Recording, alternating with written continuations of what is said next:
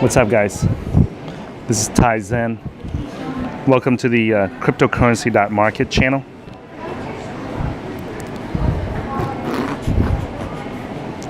I'm over here at the district office called the Bootcamp district office. It's located in northern Bangkok. It's north of the city. And it's the equivalent of like a county clerk, the county courthouse, or the county clerk's office in the United States. This is where you get your birth certificates, death certificates, marriage certificates, and all the like family legal documents, your passports, things like that. No, I mean, not the passport. That's at the immigration office. But like over here in Thailand, you have to, like, when you have a new family member in the family, you have to do what's called a family registration. So you have like a booklet, and inside that booklet, it lists who the father, the grandfather, the grandmother, the father, the son, the daughters, everybody, the cousins. And the only people that can have that are the people that own property or land or a house or a condo, or you have to be a property owner here to have that house registration. And since we just came back to Southeast Asia, we haven't bought a property yet. So my wife does not have a house registration, so she has to borrow her cousin's house registration book.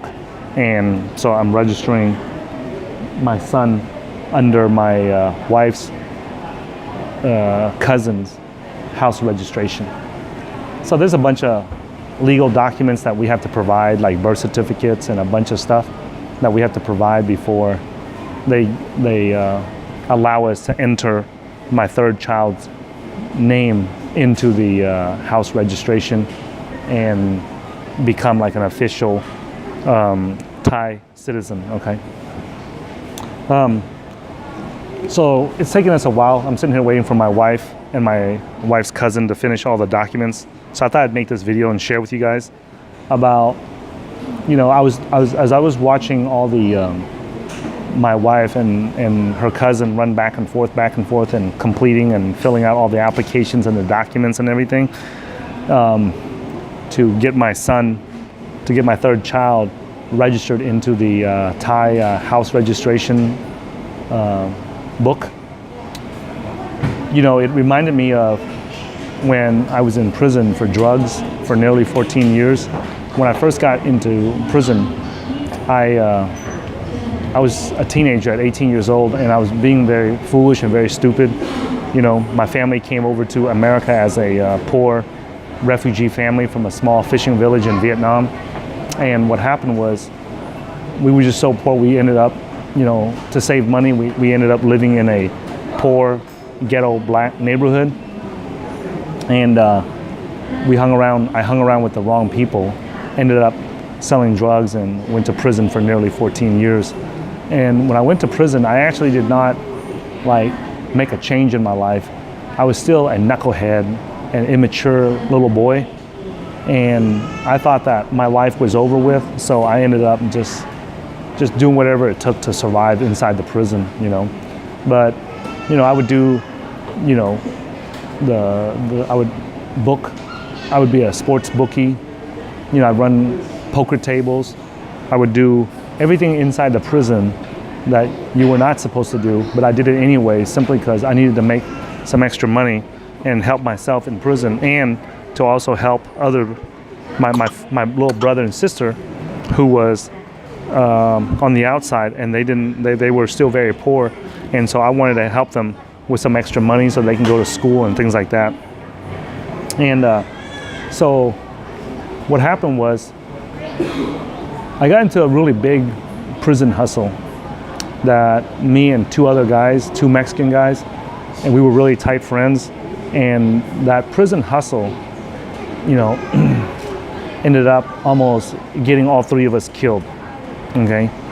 And to protect myself and save my life and the life of my two Mexican friends, I ended up doing some stupid nonsense that I wish I never had to do, but I had to do it because I didn't want to lose my life and my two Mexican friends to lose their life, you know.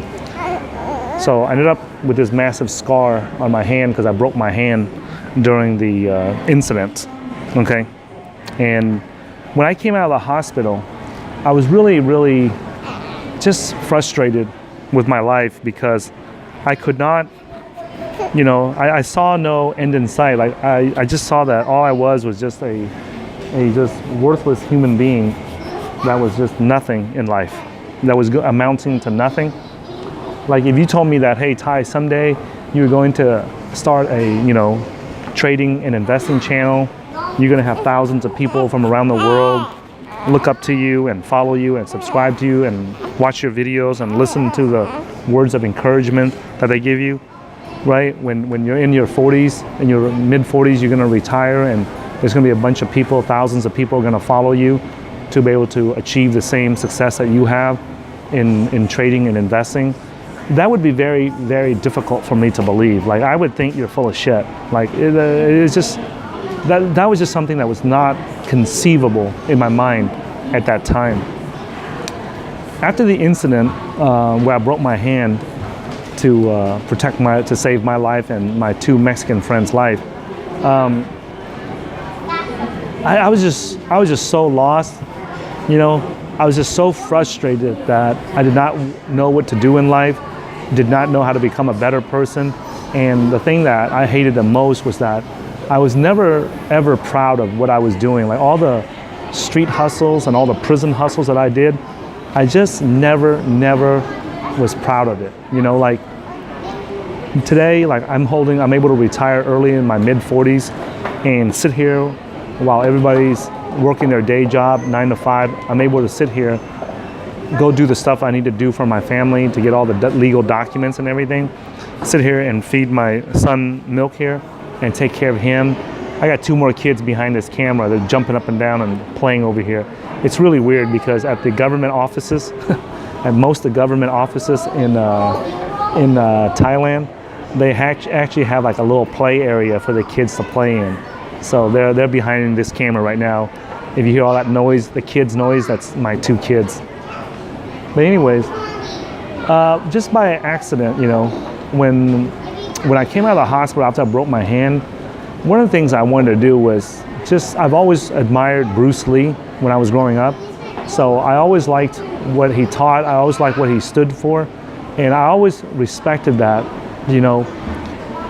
So many people around the world, millions and like billions of people knew who Bruce Lee and they admired him. Like you don't find anybody that says anything negative about Bruce Lee. And he was just such an amazing human being. Like he was a hero that I looked up to. Maybe it's because I was Asian. Maybe it's because I love martial arts. Maybe it's because I love watching, you know, Kung Fu theater or black belt theater when I was young. I don't know what it is, but that was somebody that I always admired and looked up to. And that was the hero that I had, you know. So I always wanted to study his martial arts, and the name of his martial arts is called Wing Chun. That's what he learned when he was in Hong Kong, and that's what he brought to America. And you know, the Chinese people gave him a hard time for it, so he rebranded it into what's called Jeet Kune Do in America. But most of it is Wing Chun, you know. And I've always wanted to learn the Wing Chun that he learned. So by sheer luck, there was a guy that was from the U.S. Marine Forces, like the Marines, and he knew some Wing Chun, and through a friend of a friend of a friend in the prison, I was introduced to this Marine named John, and John taught me the Wing Chun, and I love studying the martial arts, so I was really serious about learning it. When they transferred John to another prison, I found I guess by luck or whatever you call it, by destiny, luck, fortune, I ran into another military guy. This time he was from the Army. He was a Native American named Joe. And he was from the Army. And I found, word got around that I like to learn Wing Chun. So we hooked, one thing led to another. I got connected with him. And we were both practicing Wing Chun. And later on, I found out that the Wing Chun he was teaching me was some form of martial arts that was similar to Tai Chi. And so I started learning Tai Chi, and I wanted to understand that some more. And then he taught me the Tai Chi, but it was really, he was not educated. He didn't know how to read and write very well. So it was an illiterate person teaching me an educated martial arts. So it was really difficult. So I found out that the Tai Chi was from the Chinese philosophy of Taoism. And I studied the Taoism to better understand the Tai Chi. Like, I didn't study the Taoism to like get religious or philosophical. I just wanted to learn how to kick some ass, okay? That's all I wanted to do at that time. And the Taoism led me to learning Zen Buddhism. And in the Zen Buddhism, they kept saying that in order to learn it, one of the things that they said in Taoism is that the way that can be told is not the real way, that means, no, they said that the way that can be spoken is not the real way, right? Well, mommy's over there. Mommy's over there. Go look for mommy. Number 18, she's at counter number 18. So what happened was, I was studying the Taoism, and to better understand Taoism, I started studying Zen Buddhism. And the Zen Buddhism, they said that you can't study this shit. You gotta sit there and meditate to understand it, to experience it for yourself. So I had nothing else to do, didn't know any better. And so I figured, well, let me sit there and meditate every day. And one thing led to another. I started to see really good results, and I started to understand what Zen Buddhism was. And I studied it for like 6 years and meditated for like 6 years. 30 minutes in the morning, 30 minutes in the evening before I went to sleep. And that really transformed my life. It really transformed my mind to see the world differently. And the Zen Buddhism was the most beautiful thing that I had ever studied, even till this day. I have not studied anything, even with the money that I've made from cryptocurrency trading and investing, the skills I've learned on how to become a successful and consistently profitable trader. Even that, I don't put it on the scale of the things that I have achieved in my life that I consider beautiful and amazing and magnificent, okay?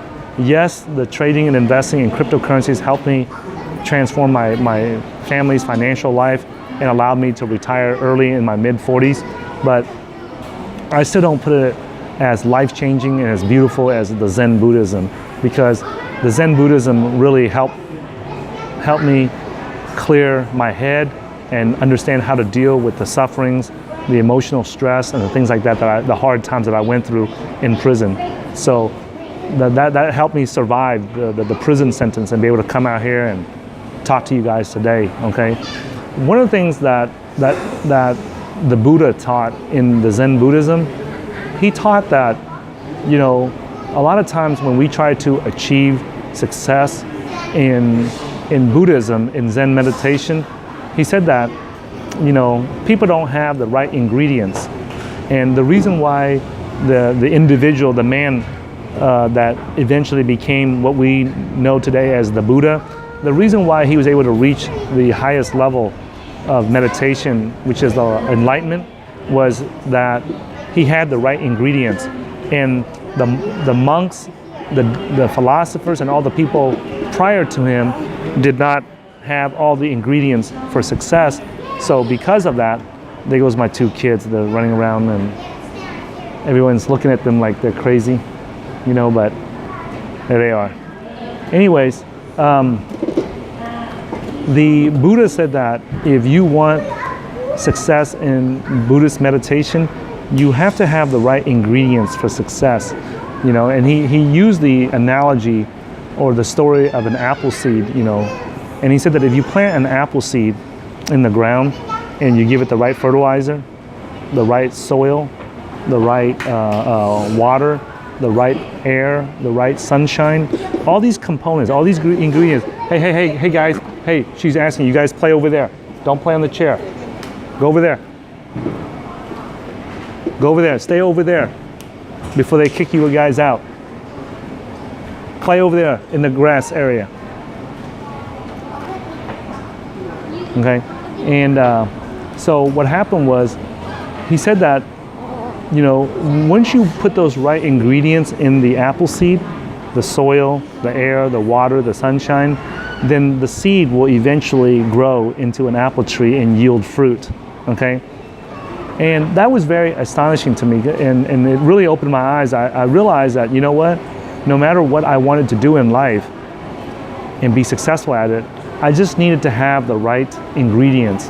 And the reason why I was in prison for drugs was because I had all the ingredients mixed together to end up being a prisoner for drugs. I mean, I lived in a ghetto-ass, poor-ass neighborhood. I hung around the wrong people. I did the wrong things. I sold the wrong things. What is it? Daddy, What? I want to get some water, Daddy. Okay, if you want to get some water, put your sandals on, walk down there, and get the water out of the water fountain, and then come back. Do not run around. Do not make a lot of noise, or else they're going to kick you out. Yeah, but the cup is too high. The cup is too high? Yeah, I can't reach it. Okay, ask Uncle Bang if he can help you get some water. Ask him. Okay? So, hey, Athena, get off the floor. So what happened was, I realized that, man, you know, I had time to evaluate. Many times during my meditation, I would evaluate my life and how I ended up in prison, you know? Like, how is it possible? I don't consider myself a bad person, an immoral person, or an evil person, right?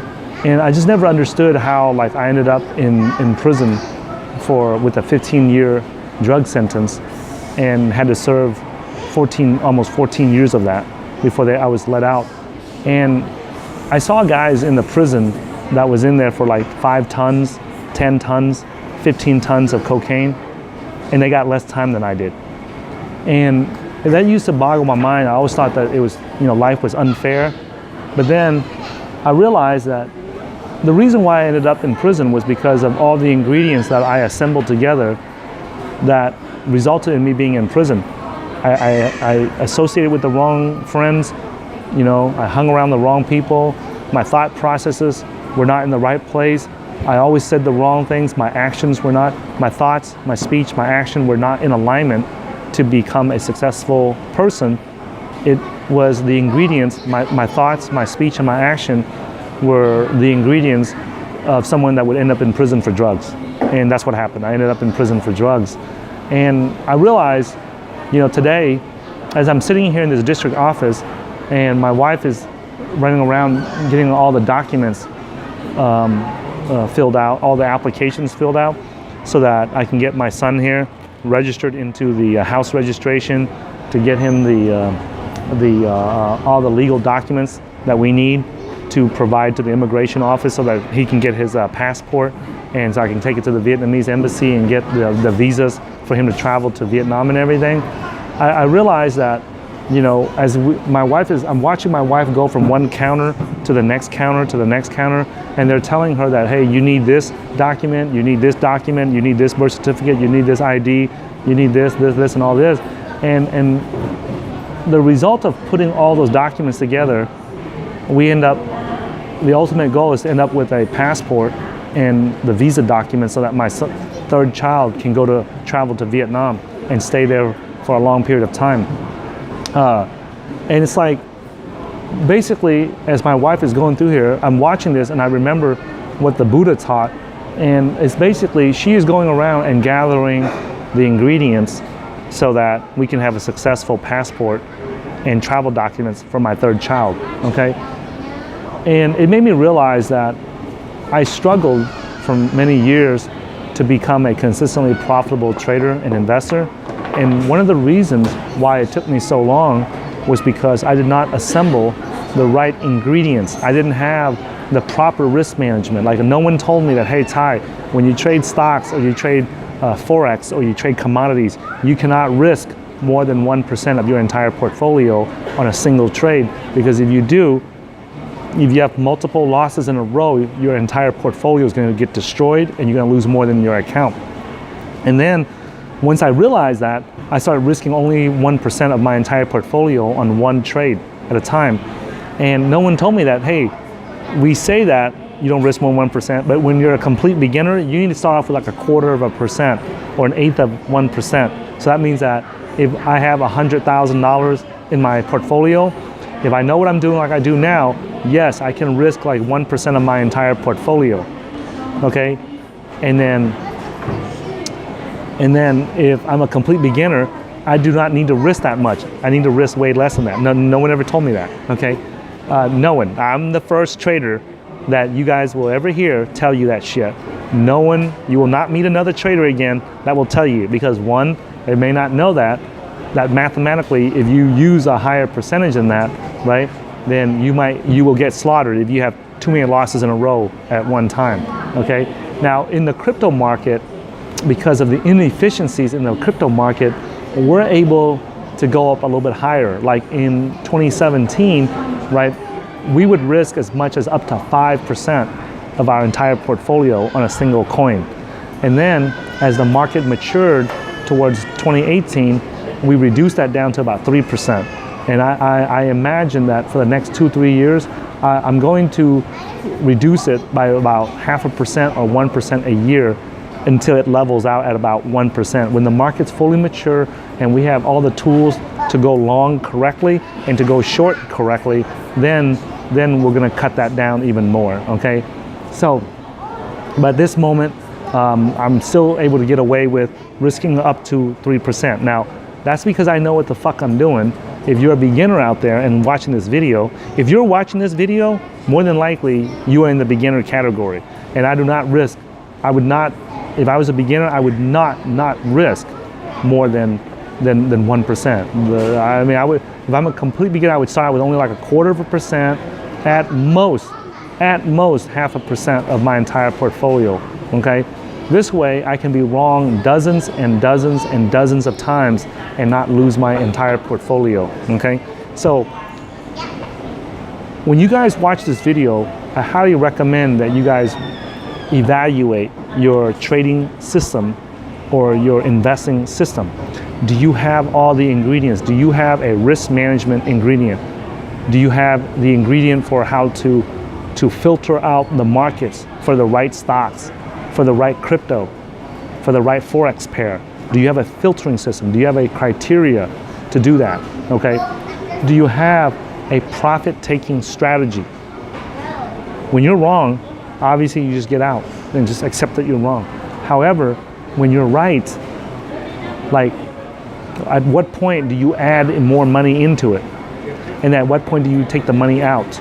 When things are going in your favor, when things are trending, like if it trends in your favor in like 1 day, for 1 day or 2 days, that's a very easy decision to make, okay? However, whenever the coin, the cryptocurrency trends in your favor for like a month, 2 months, 2 years, 3 years, what do? When do you get out? Like, how much of it do you take off? How much do you add on, right? Those are very important ingredients that you gotta have in your system already. So one of the things that you wanna take away from this video is ask yourself, like, what ingredients are missing from your system, and plug in those gaps. Right now is a bear market where the market has crashed, has fallen 80 to 90%, and this is the best opportunity to regroup, to recover, and rethink, and retool, and figure out what ingredients are missing from your trading system and plug those gaps in. You get those ingredients made, okay? If you bake an apple pie and you after you bake the apple pie and it doesn't taste right, then you take the pie out and find out what ingredients were you missing, or what ingredients did you not put in the correct order, and then fix it. The bear market is a time for us to retool, regroup, and make ourselves a better trader, a better investor. The bear markets is not a time for you to be bitching, whining, complaining, and crying like a little fucking snowflake, okay? This bear market should be utilized to improve and enhance your trading and investing system, okay? Notice I said system. I didn't say your trading. Like you guys always hear me say trading or investing system. And what that a system implies is that you have several components or several ingredients that make it successful and make it work, okay? technical analysis alone, if you know technical analysis alone, that is not a system. Okay, that's one tool, that's one ingredient, that's one component of the entire trading, of an entire successful trading and investing system. Okay, that's just one piece of the puzzle. Like, you don't go out there and grab a hubcap or a tire and say, ooh, I have a car here.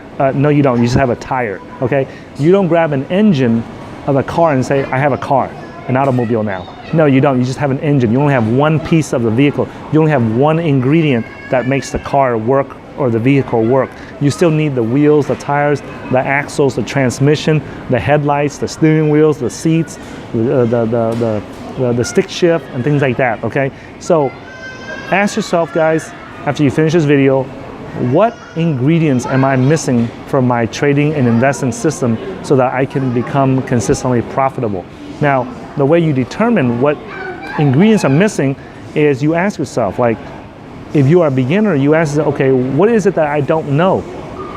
Whatever it is that you don't know, that's the missing ingredient. And then if you are a experienced, or you've been in the cryptocurrency game for a while now, and let's say in 2017 or 2018, right, the market ran up, Bitcoin ran up to $20,000, and you didn't take profits because you didn't know when, or you got scared, or you didn't know how much to take off, right? Then maybe that's the missing ingredient. That's the ingredient that's missing. So you got to figure out, get the answers for that. If you happen to take profits, but then you didn't know how to take profits correctly, you didn't know how to calculate your long-term and short-term tax consequences, and you got hit with a heavy tax bill from the government because you didn't calculate your taxes correctly or plan for it correctly, well, then that's the missing ingredient in your system, okay? So it's not that hard, guys. This is not rocket science. You ask yourself, when this happened, did I know what to do? When the market went up, did I know what to do? If you didn't, then that's the missing ingredient. When in the bear market right now, I don't know what coins to look at. Well, that's the missing ingredient. I don't know what coins to buy. That's the missing ingredient. I know what coins to buy, but I don't know how much of my portfolio should I take out to buy that. Should I add more US dollars in? Should I add more euros in? Should I add more fiat currency in? Or should I sell some of my bigger crypto positions and divert that towards that new crypto that I want in my portfolio? Well, if you don't know that, well, that's the missing ingredient, okay? So, if you guys like these videos, right, give me a thumbs up. If you have trouble figuring out what ingredients are missing in your trading and investing system to help make sure that, make sure that you have the highest probability of success and profits in cryptocurrency trading and investing, I highly, highly recommend that you guys go get a copy of our cryptocurrency investing blueprint at www.cryptocurrency.market/blueprint. Inside that cryptocurrency investing blueprint, we pretty much outline the entire system that we use, the entire process, step by step, everything. Like, there's nothing that is left out of there, okay? So go get you a copy. That way you have a recipe and you know what the exact ingredients that are needed to build and create a consistently profitable trading and investing system in the cryptocurrency market, okay? You can sit there and figure it out on your own, okay? It'll take you a little bit longer. You can try to learn it from somebody else, right? I believe that the cryptocurrency investing blueprint that we created is the absolute best system and process to build an effective and the highest probability, consistently profitable trading and investing system, okay? Go get your copy, stop trying to figure it out, right? That way you have all the ingredients in place before we go up in the next bull market, and you can be able to take advantage of it. And I hope that when you do, and you're prepared, and you have the right ingredients in place in your system, I hope that you and your family will be able to retire early also, okay? There's plenty of money to be made out there. There's no reason for you to be struggling, okay?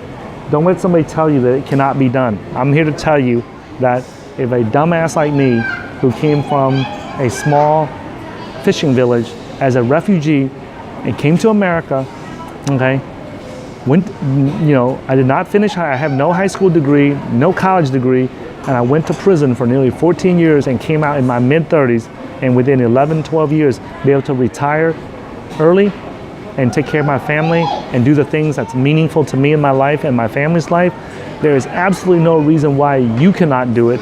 If you have a high school degree, if you have a college degree, right? You are significantly light years ahead of where I was at, okay? So thanks for watching this video, guys. If you like it, give me a thumbs up.